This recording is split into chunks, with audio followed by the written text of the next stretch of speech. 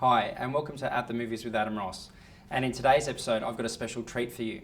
Why is it special? Well, I'll be reviewing The Mortal Instruments, City of Bones. And the reason why this review is special is because I hated this movie. I hated this movie so much. It sucks. It is such a piece of shit. It angers me even thinking about it that I had to sit in the cinema and I had to watch this. Now, why do I hate it? All right, let me count the ways.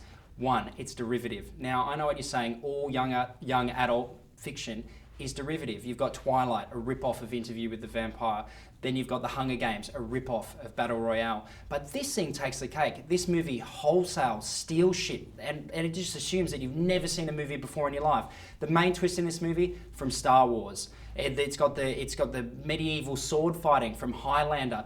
It's got the audacity to call the average people in this that aren't supernatural mundanes, muggles. I guess no one's seen Harry Potter before. It steals the pouting from the interspecies relationship from Twilight. So it's stealing from stuff that is stealing from other stuff. So it's like a snake eating its tail in this cinematic bullshit, and it drives you insane. And unfortunately for me, this is the first of 6 books.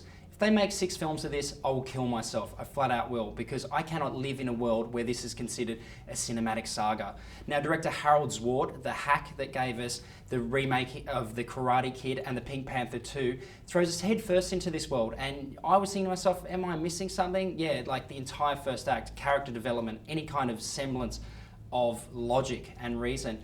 And we follow a Clary, played by Lily Collins, a girl who's quite attractive, but she's about 90% eyebrows. And when you're staring at someone's eyebrows instead of watching them act, you know that you've got an issue with your film. And she runs into the Shadow Hunters that are led by Jace, and that is played by Jamie Bauer, who is possibly the boniest, mopiest, most pathetic leading man I have ever seen in a film. He makes Robert Pattinson seem like Brad Pitt. And no one seemed to give the memo to this actor that there's a difference between having a six-pack and being emaciated. Like, I swear to God, the catering budget on this film must have been $5. And probably the most lame thing about this movie is its aesthetics, what it thinks is cool. The Shadowhunters have got these really shitty tribal tattoos all over their bodies, and they're runes. They're actually things that they've burnt into the skin to give themselves powers. And there's this unintentionally hilarious scene where Jace is in his room burning a rune into his skin like an emo, and I was laughing out loud. There's also everyone wears leather jackets in this, but nothing underneath them, so their abs can show, and they didn't realise that went out of fashion in the 1990s on MTV. And so there's all this pouting going on, all these abs coming at you. I'm glad this movie's not in 3D. That's probably its only saving grace, because if I had to see this dude's cheekbones in 3D, I'd probably kill myself sooner than later. I wouldn't wait for the 6th film to do it.